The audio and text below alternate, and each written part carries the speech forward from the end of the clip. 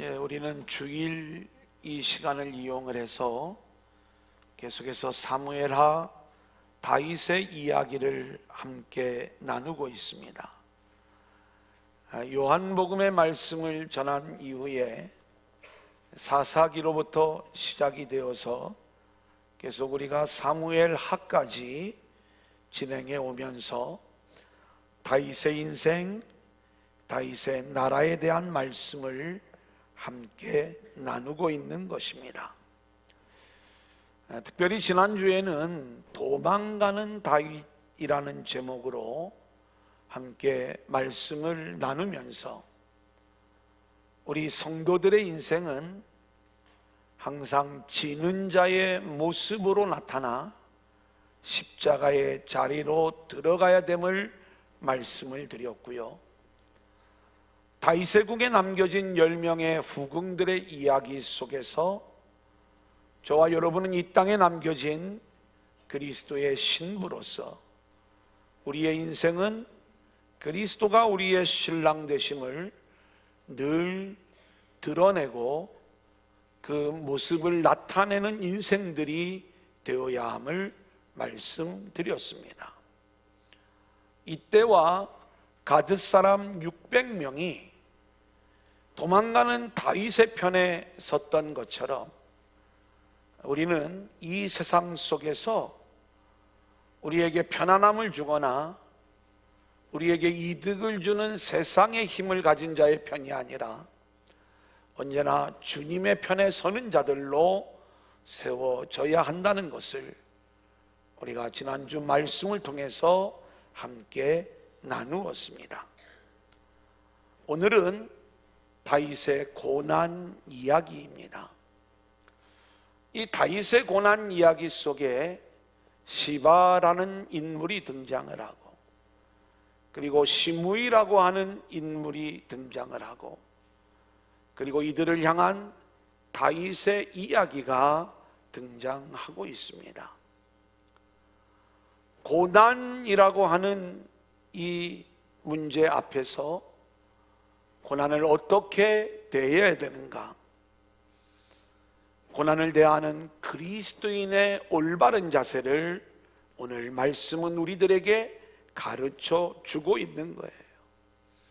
그런 의미에서 오늘 말씀은 하늘의 복음을 우리에게 알려주고 있습니다. 저와 여러분 모두가 주시는 말씀을 통해 큰 은혜 받는 귀한 시간들이 될 수 있기를 소원합니다. 첫 번째 한번 따라해 볼까요? 고난을 이용하는 자. 자, 우리 1절 2절 같이 읽겠습니다. 시작. 다윗이 마루턱을 조금 지나니 무비보셋의 종 시바가 안장 지운 두 나귀에 떡 200개와 건포도 100송이와 여름과일 100개와 포도주 한 가죽 부대를 싣고 다윗을 맞는지라. 왕이 시바에게 이르되 내가 무슨 뜻으로 이것을 가져왔느냐 하니 시바가 이르되 나귀는 왕의 가족들이 타게 하고 떡과 과일은 청년들이 먹게 하고 포도주는 들에서 피곤한 자들에게 마시게 하려 함이니이다. 우리가 시바에 대한 이야기는 우리가 사무엘하 9장을 다룰 때 무비보셋 이야기에서 먼저 한번 다뤘던 적이 있습니다. 사울의 집안에 그 모든 살림을 책임지는 집사와 같은 역할이었다, 이렇게 말씀을 드리면서 이 시바가 얼마나 정치적 감각이 뛰어난 인물인지, 그의 주인이 멸망을 당하고 사울의 집이 망하였음에도 불구하고 그의 아들들과 그의 종들의 이야기가 등장하면서 여전히 건재하게 지내고 있는 시바의 이야기를 우리가 함께 나눈 적이 있습니다. 다윗이 요나단과의 언약을 기억하면서 요나단의 아들 무비보셋을 왕자의 자리로 올려주는 거죠. 다윗의 상에서 함께 먹는 자로 세워주시는 거예요. 이때 시바는 요나단의 아들 무비보셋을 잘 섬겨야 되는 그러한 자리에 있었던 거예요. 자, 그런데 문제가 생겼어요. 다윗이 그 아들의 반란으로 인하여 쫓김을 당하는 그러한 상황인 것입니다. 근데 이때 이 시바가 얼마나 정치적 감각이 뛰어난지 다윗에게 자신의 모든 것을 거는 거예요. 다윗을 향한 어떤 기대감을 가지고 있었던 것이죠. 그래, 오늘 말씀을 보면 두 나귀의 떡 200개, 건포도 100송이, 과일, 포도주를 준비해 와서 도망가는 다윗의 일행을 극진히 섬겨주는 모습을 보게 되는 것입니다. 여러분, 고난당하는 이웃을 향하여 우리가 이런 섬김의 모습이 나온다면 이 섬김은 참 아름다운 모습이겠지요. 하지만 오늘 본문의 이야기를 보면 시바의 이러한 섬김에는 뭔가 자신의 탐욕을 채우고자 하는 다른 속셈이 있었던 것을 보게 되는 것이죠. 자, 우리 3절 4절 한번 같이 읽어볼까요? 시작. 왕이 이르되 내 주인의 아들이 어디 있느냐 하니 시바가 왕께 아뢰되 예루살렘에 있는데 그가 말하기를 이스라엘 족속이 오늘 내 아버지의 나라를 내게 돌리리라 하나이다 하는지라. 왕이 시바에게 이르되 무비보셋에게 있는 것이 다 내 것이니라 하니라. 시바가 이르되 내가 절하나이다. 내 주 왕이여 내가 왕 앞에서 은혜를 입게 하옵소서 하니라. 지금 시바는 다윗이 당한 이 고난의 상황을 이용을 해서 무비보셋을 제끼고 다윗으로부터 축복을 받기를 원하는 그 마음을 가지고 있었던 거예요. 어떤 보상을 바라는 마음을 가지고 있었죠. 그래서 떡과 건포도와 과일과 포도주를 준비하면서 이것으로 다윗 일행을 극진히 섬겨주는데 어떤 문제가 있느냐 하면 이 시바는 무비보셋의 종입니다. 그렇기 때문에 자기가 아무리 잘 섬겨도 자기 주인인 무비보셋이 인정을 받는 거예요. 시바의 입장에서는 이 기회를 이용해서 무비보셋을 제거하고 그리고 자기가 그 영광을 독차지하고자 하는 이 마음을 가졌기 때문에 자신의 종을 모함하면서 자신의 주인을 모함하면서, 그 주인이 누구예요? 요나단의 아들이에요. 여러분, 우리가 오늘 이 본문은 그렇게 쉽게 볼 수 있는 장면이 아닙니다. 왜냐하면 본문에 등장하는 시바 그리고 시므이는 철저히 사울의 집과 연결되어져 있는 인물들이었어요. 이 시바도 사울의 집에 그 집안을 책임지는 종의 역할을 감당했던 인물 아닙니까? 자, 그렇다면 이 다윗의 집안에 있는 이 일들로 인하여 다윗이 지금 결국 왕국에서 쫓겨나 도망가는 그러한 신세가 되었을 때 시바는 굳이 다윗을 돕지 않아도 돼요. 무비보셋도 마찬가지예요. 이들은 원래 사울의 집안에 속한 자들로서 다윗과는 껄끄러운 관계가 될 수밖에 없었는데 다윗의 은혜로 지금 살고 있는 그러한 모습 아니겠습니까? 그래, 지금 다윗도 시바가 이렇게 극진히 섬기는 모습을 보면서 이게 무슨 의미로 이런 일들을 행하고 있는가를 묻고 있는 거예요. 시바는 다윗이 도망을 가야 되는 그 고난의 상황을 이용을 해서 자기 주인은 다윗을 반대하는 역적으로 만들어드리고, 그래서 모함을 하는데 어떻게 모함을 하느냐? 압살롬이 쳐들어온다는 이야기를 듣고 다윗이 쫓겨갈 때 드디어 이 나라를 하나님이 나에게 돌려주시려고 이 일들을 진행한다고 말하면서 예루살렘에 남아있다라고 이야기를 하는 거예요. 자기 주인을 모함해버리는 거죠. 이제 자신은 다윗을 극진히 섬겨가면서 훗날 다윗이 왕권이 복귀가 되어질 때에 모든 영광을 스스로 독차지하고자 하는 이 탐욕스러운 마음을 가지고 있었던 거예요. 우리가 알고 있는 것처럼 무비보셋은요, 다시 다윗이 왕궁으로 복귀하기까지 그의 발에 맵시를 내지 아니하고 그의 수염을 깎지 아니하며 옷을 빨지 아니하였다고 말씀하고 있는 것을 우리는 보게 되는 거예요. 여러분, 우리는 이렇게 타인이 어떤 어려움과 고난을 당할 때에 우리는 그 고난의 이야기 속에 담겨져 있는 하나님의 뜻, 하나님의 음성을 듣는 자들로 우리가 세워져야 되는 거예요. 누군가가 어려움을 당할 때에 그것을 나의 이익을 챙기는, 내 이득을 위하여 그 고난의 상황을 이용하려고 하는 마음을 가지고 있다면 우리는 그 이야기를 통하여 우리에게 말씀하시고자 하는 하나님의 음성을 듣지 못하는 거예요.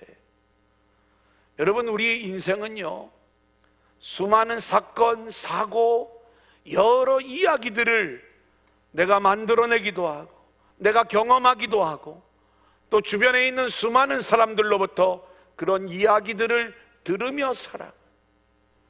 하나님은 우리 주변에서 만나는 수많은 사람들의 이야기를 통해서 저와 여러분에게 하나님이 말씀하시고자 하는 이야기를 들려주는 거예요. 그런데 우리가 이러한 하나님의 음성을 들으려고 하지 않고 어떤 일이 생겨날 때마다 이 일이 나에게 이득이 되느냐 손해가 되느냐, 늘 이걸로만 우리가 모든 상황들을 판단한다면 우리는 하나님이 주시는 소중한 음성을 들을 수가 없는 것이죠. 여러분, 우리가 지금 다윗의 이야기를 공부하고 있어요. 다윗은 지금부터 3000년 전의 사람이에요. 우리가 이 다윗의 이야기를 왜 들어야 됩니까? 다윗의 이야기를 들어야 되는 이유는 딱 한 가지예요. 하나님은 지금 이 다윗의 인생과 그의 나라의 이야기를 통하여 오늘 이 시대를 살아가는 저와 여러분이 하나님의 음성을 어떻게 듣고 그리고 하나님의 뜻이 무엇이며 우리가 어떻게 그 하나님의 음성 앞에 순종할 수 있는가, 이것을 위하여 오늘 우리들에게 이 다윗의 이야기를 들려주고 있는 거예요. 그렇기 때문에 우리는요, 우리가 만나는 모든 환경과 여건과 그리고 수많은 사람들의 이야기를 통해서 그 이야기를 통해 우리에게 들려주시는 하늘의 음성, 하나님의 이야기를 들을 수 있기를 소원합니다. 제가 교역자 회의를 가서 설교를 들었어요. 어려움을 당한 교회의 이야기를 들을 때 목사님들 마음이 어떠냐 이걸 물어보더라. 예화 자체가 좀 부정적인 내용이기 때문에 조금은 어렵지만 오늘 이 고난을 이용하는 자와 연결이 되어지는 내용이 있어서 말씀을 드리면, 옆 교회가 문제가 생겨서 힘들다, 어렵다, 교인들이 떨어져 나간다 이럴 때에 그 고난의 상황을 이용을 해서 그러면 우리 교회로 성도들이 좀 몰려오겠네, 이런 마음들이 여러분 안에 없냐라는 것을 설교자가 목회자들에게 묻는 거예요. 저는 정말 한 교회를 가가지고 실제로 그 자리에서 하나님, 이 교회가 부흥되게 하여 주옵소서, 이 기도를 드릴 때 하나님이 저에게 10번, 20번 묻는 걸 제가 느낄 때가 많아요. 너 진짜냐? 네 교회가 부흥되어야지. 너 지금 이 교회 와서 이 교회가 부흥되게 해달라고 하는데 너 입으로 네 마음에도 없는 그 이야기 하는 거 아니냐? 그걸 늘 하나님이 되물으시는 걸 제가 속으로 느껴요. 그때마다 하나님 진짜입니다. 조금은 안 그런 게 있잖아요. 뭔가가 제가 진짜입니다라고 자꾸 이야기하는 건 뭐예요? 제 마음을 그렇게 가지고 가야 된다는 걸 알고 있기 때문에 그런 것 아니겠어요? 뭔가 어려움을 당하는 이웃의 고난을 바라볼 때에 우리는 그 이야기를 통해서 나에게 들려주시는 하나님의 음성을 들어야 되는 거예요. 자기 자신을 되돌아보면서 과연 나는 하나님 앞에 어떤 모습으로 세워져야 되는가? 사랑하는 여러분, 제가 늘 복음과 종교를 나누어 말씀을 드리면서 복음적인 신앙은 수직으로 세워져야 되는 것임을 말씀을 드렸어요. 지금 어떤 한 인생이 고난 속에 있을 때 그 고난은요, 하나님이 그의 인생을 하나님을 바라보는 인생으로 세워나가는 중에 있는 거예요. 그래서 하나님은요, 때로는 그의 인생을 높일 수도 있고 그의 인생을 낮출 수도 있어요. 지금 다윗을 위하여 하나님이 진행하시는 일도 마찬가지입니다. 우리는 내가 지금 왕의 위치에 있느냐, 왕에서 쫓겨나고 있느냐, 이게 우리에게는 중요하지만 하나님이 하시는 일은 다윗이 하나님의 은혜를 붙잡고 있느냐, 아니면 자기 영광을 위하여 자기 욕심으로 자기 탐욕 가운데 살아가고 있느냐. 하나님이 은혜로 다윗을 세워주셨어요.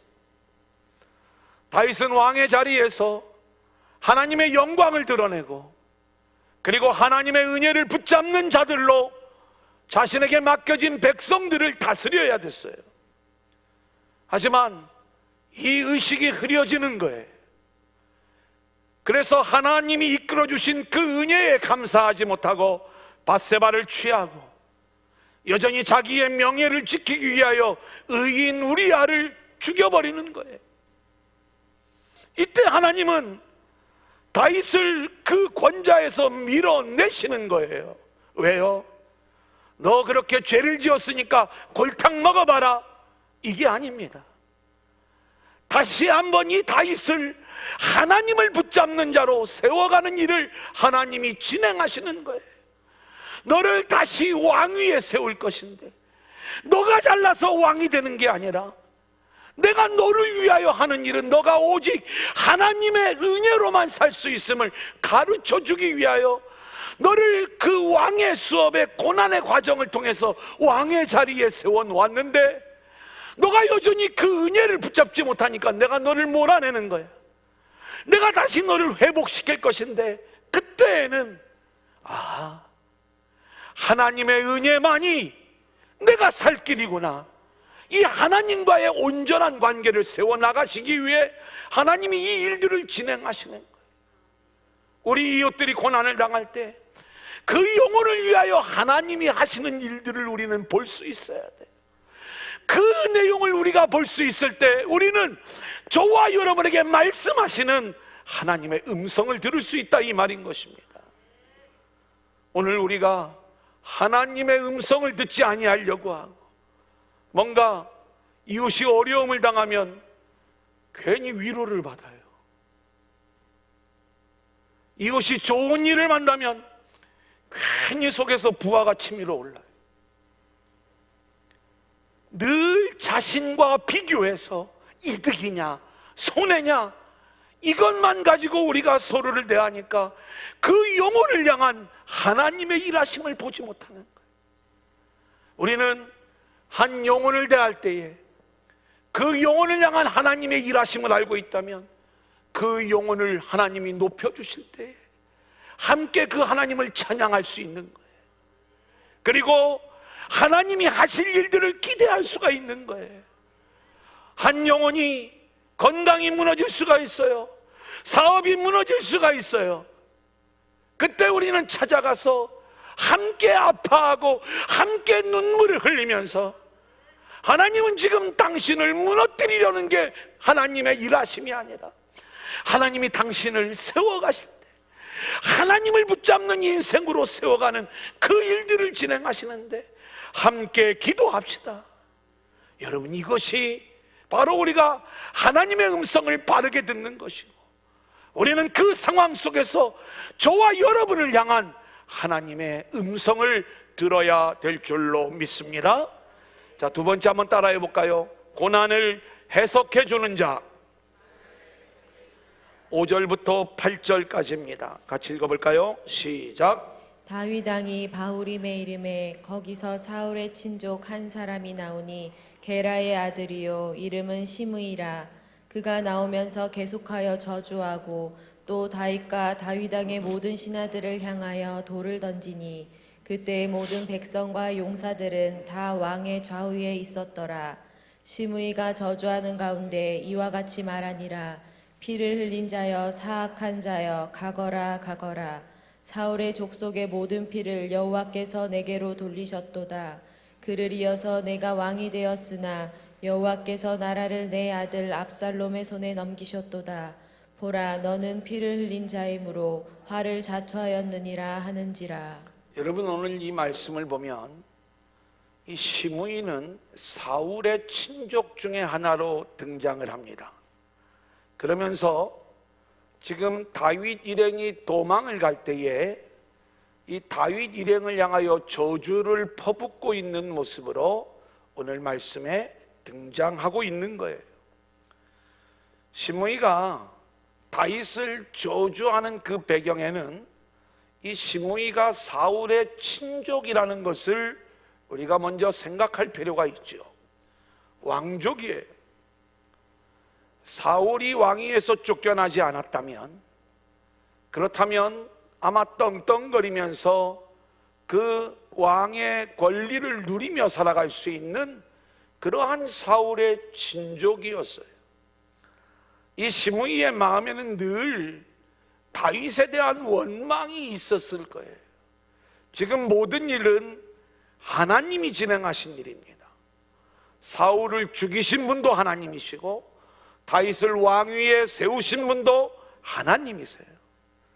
근데 사람들은요, 늘 어떤 생각들을 가지고 있느냐 하면 하나님이 하시는 일들을 보는 게 아니라 나에게 유익이 되느냐 아니면 손해를 보게 되느냐, 이런 기준으로 모든 일들을 평가하고 있는 거예요.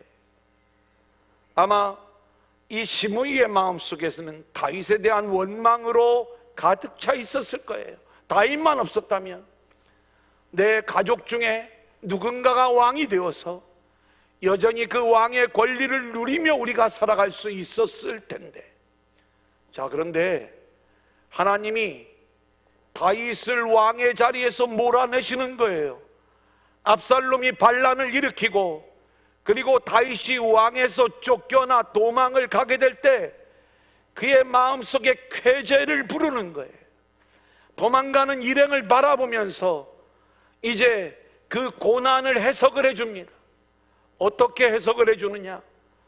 너가 사울과 사울의 집안 모든 집안에 속한 자들을 칼로 죽이고 그 왕위를 빼앗았기 때문에 하나님께서 너를 벌 주시고 너를 망하게 하셔서 너를 그렇게 또 그 왕위에서 쫓겨나 도망가게 하는 거야. 너는 지금 하나님의 저주를 받고 있는 거야. 다윗의 고난을 자기 중심적으로 자기 생각대로 해석을 해주고 있는 모습을 보게 되는 것이죠. 사랑하는 여러분, 종교적 신앙을 가진 사람들은요, 늘 어떤 마음을 갖냐면 하나님은 자기 백성을 늘 평안함으로 그리고 늘 승리로 이끌어 주신다는 생각을 가지고 있어요. 특별히 땅의 일에 대해서. 그래서 어떤 사람이 세상의 복을 받으면 당신이 하나님을 잘 섬겼으니까 복을 받는다, 이 생각을 갖는 거고요. 어떤 사람이 뭔가 어려움을 겪거나 가난해지면 우리는 그것을 신앙과 연결시켜서 당신이 하나님을 잘 섬기지 못했기 때문에 하나님께서 당신의 앞길을 막는 것이다. 우리는 끊임없이 종교적 신앙의 차원에서 고난당하고 어려움을 당하는 자들을 해석해 주려고 하는 그 마음들을 가지고 있는 거예요. 여러분, 이것은요, 자기가 하나님이 되는 거예요. 욥의 세 친구도 욥의 고난의 의미를 알지도 못한 채 와서 끊임없이 그 고난의 의미를 해석해 주려고 하는 것을 우리가 알고 있지 않습니까? 우리도 그럴 때가 얼마나 많이 있는지 몰라요. 어떤 분이 사업이 잘 나가다 갑자기 막혀요. 어려움을 당해요. 힘든 일을 만났어요. 쫓아가서 전에는 그렇게 어려울 때 새벽 제단 쌓고 그렇게 열심히 하나님을 섬기더니 왜 기도를 잃어버렸냐? 왜 하나님을 놓쳤느냐? 그러면서 열심히 하나님 앞에 나와 기도하면 하나님께서 또 앞길을 열어주실 것이다. 당신이 하나님을 붙잡지 않기 때문에 그런 어려움을 당하는 것이다. 여러분, 그 이야기가 제가 100% 틀렸다 이렇게 말씀을 드릴 수는 없습니다. 하지만 하나님은요, 우리가 신앙에 열심을 낸다고 늘 세상에서 복받고 승리하고 잘 나가는 그러한 인생으로 우리를 이끌어 가시고, 우리가 하나님 잘 섬기지 못한다고 너 세상에서 어려움을 당해야 돼, 힘든 일을 만나야 돼, 그렇게 우리를 어려움과 고난의 자리로 밀어넣으시는 그러한 하나님이 아니시라는 거예요. 여러분, 우리가 늘 실수하고 잘못하고 있는 부분들이 뭐냐면, 저와 여러분의 세상 형편과 우리의 믿음하고는 그게 연관이 되어지지 않는다는 것을 우리가 알아야 되는 것입니다. 우리는 늘 예수를 잘 믿으면 잘 살아야 되고, 내 모든 일들이 형통해야 되고 다 열려야 되고, 늘 그런 생각들을 가지고 있는데, 하나님의 일하심은 그런 세상 일을 위하여 일하시는 게 아니라 저와 여러분의 인생의 하늘의 일, 영적 생명과 평안을 위하여 일하시는 하나님이신 거예요. 여러분, 우리가 이걸 놓치면 복음을 놓치게 되는 거고, 이걸 놓치면 우리의 신앙의 본질적인 방향을 놓치는 거예요. 사랑하는 여러분, 오늘 저와 여러분의 인생 가운데 혹시 견딜 수 없는 어려움의 문제를 가지고 주님 전에 나와 예배하는 심령들이 있습니까? 우리 주님이 그 고난을 주신 본질적인 이유가 있어요. 하나님이 저와 여러분을 어떤 방향으로 이끌어 가시든 하나님의 일하심의 방향은 딱 한 가지, 저와 여러분 안에 예수 그리스도를 심어주시고, 그리고 그 예수 그리스도를 붙잡는 방법으로 저와 여러분의 인생을 이끌고 계시는 줄로 믿습니다. 갑자기 나에게 질병이 찾아왔어요. 우리는 이 질병이 찾아왔을 때, 하나님, 왜 내가 무슨 잘못을 했다고 나에게 이런 어려움을 주십니까? 하나님을 원망하고 하나님을 불평하는 자의 모습으로 나타나면 안 되는 거예요. 고난이 우리 가운데 찾아왔을 때 우리는 더욱 깊이 하나님을 묵상하며, 하나님이 왜 나에게 이런 질병을 주셨을까? 나에게 왜 이런 어려움을 주셨을까? 그 고난을 우리가 묵상을 해야 돼. 그런데 그 결론은 하나예요. 우리 주님은요, 철저하게 저와 여러분으로 하여금 예수를 붙잡는 자로, 하나님의 은혜 안에 거하는 자로 세워지기를 원하고 계시는 거예요. 하나님이 우리 인생에 고난을 주시는 것은, 너가 예수님 안 붙잡으니까 그 예수님을 어떻게 해서든지 붙잡게 하려고 그 고난의 상황을 통해서 너는 더욱더 하나님을 묵상하고 하나님과 친밀한 자가 되어 예수를 붙잡는 인생이 되어라. 이것을 위하여 하나님은 저와 여러분을 때로는 높여주시기도 하고 때로는 고난의 자리로 밀어내시기도 한다, 이 말인 거예요. 내가 예수를 잘 믿어서 높여주시고 못 믿어서 밀어내시는 게 아니라, 때로는 높여주시는 일들을 통해서 우리는 그렇습니다. 이 모든 일들이 하나님의 영광이요 주님의 은혜입니다를 우리는 드러내야 되는 거고, 하나님이 저와 여러분을 고난의 자리로 밀어내실 때에 주님의 은혜만이 살 길입니다. 예수님만이 살 길입니다. 예수 그리스도로 무장하게 하시고 그 주님만을 붙잡는 인생들로 세워지게 하여 주옵소서. 여러분, 그러기 때문에 누군가가 고난을 당할 때 여러분 찾아가서 함께 울면서 그분에게 우리가 고난을 해석해 주려고 하지 말고 하나님의 이야기를 들려주세요. 하나님이 얼마나 사랑하시는지, 그 고난 속에서 당신을 사랑하시는, 당신의 영혼을 위하여 일하시는 하나님을 바라보라.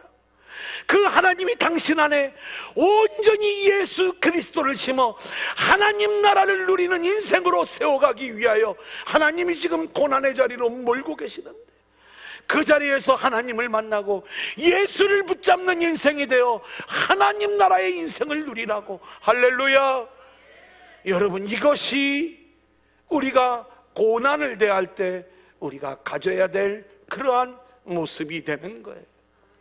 시므이는 자기의 입장에서 자기중심적으로 상황을 바라보고 자기 생각대로 고난을 해석해 주다가 결국 이 일로 인하여 훗날 이 시므이는 죽임을 당하게 되는 거예요. 멸망의 길을 걷게 되는 거예요. 저와 여러분의 인생을 위하여 하나님이 일하시는데 오늘도 예수 그리스도를 심어주시기 위하여 일하시는 그 하나님을 저와 여러분 중심에 모셔드릴 수 있기를 소원합니다. 마지막 세 번째 한번 따라합니다. 고난을 수용하는 자. 9절 같이 읽어볼까요? 시작. 수르야의 아들 아비새가 왕께 여짜오되 이 죽은 개가 어찌 내 주왕을 저주하리이까? 청하건대 내가 건너가서 그의 머리를 베게 하소서 하니. 여러분, 지금 이 장면은 어떤 장면이냐면 다윗에게는 여전히 용감한 용사들이 있었어요. 아비새가 다윗과 함께 하고 있었는데 이 저주의 이야기를 들으면서 아비새의 마음속에 아주 분노가 일어나는 거예요. 지금 도망을 가야만 되는 현실도 견디기 어려운데 아무것도 아닌 것처럼 보이는 시므이가 나서서 저주를 할 때 참을 수 없는 거죠. 여러분, 우리는 어떻습니까? 저와 여러분이 힘든 일을 만났어요. 누군가가 예수를 그따위로 믿더니 잘 됐다, 이런 이야기를 하면 우리 마음이 어떻겠어요? 하나님의 음성으로 들리겠어요? 아니면 너나 잘하세요 그러겠어요? 대부분이 지도 제대로 못하면서 왜 간섭하려고 그래? 이게 우리들의 마음 아니겠습니까? 근데 오늘 본문의 말씀을 보면 다윗은 이 시므이의 저주를 하나님의 음성으로 듣는 거예요. 10절 같이 볼까요? 시작. 왕이 이르되 수르야의 아들들아 내가 너희와 무슨 상관이 있느냐? 그가 저주하는 것은 여호와께서 그에게 다윗을 저주하라 하심이니 내가 어찌 그리하였느냐 할 자가 누구겠느냐 하고. 여러분, 저는 오늘 이 말씀을 묵상하면서 우리 도란노 공동체를 생각해 보았어요. 과연 우리는 이러한 상황들이 우리에게 들려올 때, 여러분, 우리가요 가장 기분 나쁠 때가 언제냐면 나 없는 자리에서 남이 나에 대하여 이러쿵저러쿵 이야기를 할 때, 지금 시므이가 다윗을 저주하고 있는 것처럼 누군가가 나에 대해서 부정적인 이야기를 한다 그러면 우리는 어떤 마음을 갖게 되냐면 지도 제대로 못하면서 왜 나 없는 자리에서 그런 이야기를 하고 다닐까? 여러분, 남이 없는 자리에서 우리가 어떤 이야기들을 하는 것은, 이것은 마치 시므이처럼 타인의 고난을 해석해 주는 자가 되는 거예요. 자기가 하나님이 되어가지고 그 사람을 판단하는 일이기 때문에 우리가 그런 일들을 해서는 안 되는 것입니다. 하지만 오늘 이 다윗의 이야기를 보면 그러한 이야기가 들려올 때 다윗은요, 그 이야기를 하나님의 음성으로 듣는 거예요. 아니 뭐요? 누가 그런 얘기를 했다고? 그러면서 가서 따지라고 그 이야기가 내 귀에 들려오는 게 아니라 그 이야기를 통해서 나에게 말씀하시는 하나님의 음성을 들어라, 이 말씀을 우리에게 말씀해 주고 있는 것입니다. 그래서 다윗은요, 진심으로 살아계신 하나님을 믿는 거예요. 지금 하나님이 살아계셔서 아들이 자기를 죽이려고 쫓아오는 장면, 그리고 시므이가 저주하고 있는 이 모든 장면을 하나님이 하시는 일로, 그래서 나는 저주받아 마땅한 인간입니다, 이 생각을 가지고 그렇게 철저하게 하나님의 뜻으로 자신에게 닥쳐진 고난을 순종하는 모습이 다윗을 통하여 드러나고 있는 것입니다. 사랑하는 여러분, 다윗은요, 지금 되어져가는 그 자신의 나라의 모든 일들을 통해서 자신의 죄로 인하여 이 나라에 죄가 들어오고 그 죄로 말미암아 지금 이러한 여러 가지 어려운 일들 가운데 처해지면서 하나님이 아들의 반란을 일으키게 하시고 또 시므이를 통하여 저주받게 하시는 하나님의 일하심을 수용하고 있는 것입니다. 오늘 저와 여러분도, 저와 여러분의 인생 가운데 하나님이 고난을 주실 때, 여러분 그 고난이 여러분을 심판하시려는 하나님의 간섭이 아니라 그 고난의 과정을 통해서 하나님이 다시 저와 여러분을 회복시키시고 다시 세우시려고 하시는 하나님의 본래의 목적이 있음을 깨닫고 저와 여러분에게 주어진 고난의 상황에서 다윗처럼 순종하며 나아갈 수 있는 저와 여러분들이 될 수 있기를 소원합니다. 예레미야 29장 11절 우리 한번 같이 읽어볼까요? 시작. 여호와의 말씀이니라. 너희를 향한 나의 생각을 내가 아나니 평안이요 재앙이 아니니라. 너희에게 미래와 희망을 주는 것이니라. 예레미야의 예언이에요. 예레미야는 눈물로 유다의 멸망을 예언했던 선지자였습니다.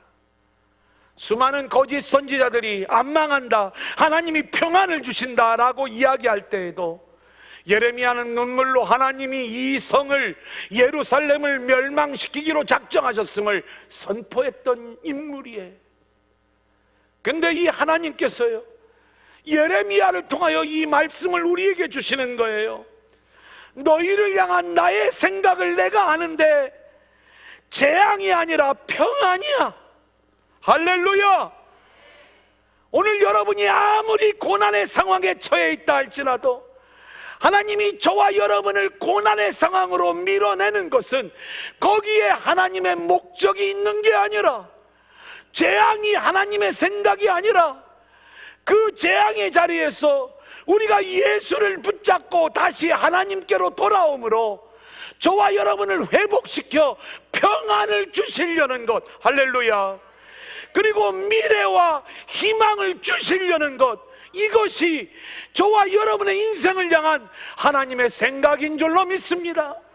로마서 6장 14절 죄가 너희를 주장하지 못하리니 이는 너희가 법 아래에 있지 아니하고 은혜 아래에 있음이라. 무슨 이야기예요? 우리는 죄로 인하여 하나님의 심판의 채찍을 맞을 수가 있어요. 하지만 염려하지 마세요. 죄가 우리의 운명을 주장하지 못하는 거예요. 우리가 채찍을 맞고 고난의 상황에 내려간다 할지라도 우리를 향한 하나님의 생각은요, 평안이라니까요. 미래와 희망을 주는 일이라니까요. 그래서 죄가 우리를 주장하지 못하고 우리가 법 아래에 있는 게 아니라 하나님의 은혜 아래에 있어서 하나님은 그 은혜로 그 넘어진 자리에서 우리를 다시 일으키시고 하늘의 왕 같은 제사장으로 저와 여러분을 세워주시는 줄로 믿습니다. 우리는 매일매일의 삶이 하나님 나라를 살아야 되는데 죄로 인하여 넘어지고 내려가고 그렇게 주님으로부터 채찍의 간섭을 받을 수 있어요. 하지만 그렇게 우리를 내모시는 것은 다시 예수를 붙잡고 하나님의 은혜를 붙잡고 하나님 나라의 백성으로 세워져라, 이 일들을 진행하시는 하나님의 일하심을 우리가 알아야 되는 거예요. 다윗처럼 고난을 수용하는 자로, 그리고 살아계신 하나님을 믿는 자로 저와 여러분 모두가 함께 세워질 수 있기를 소원합니다.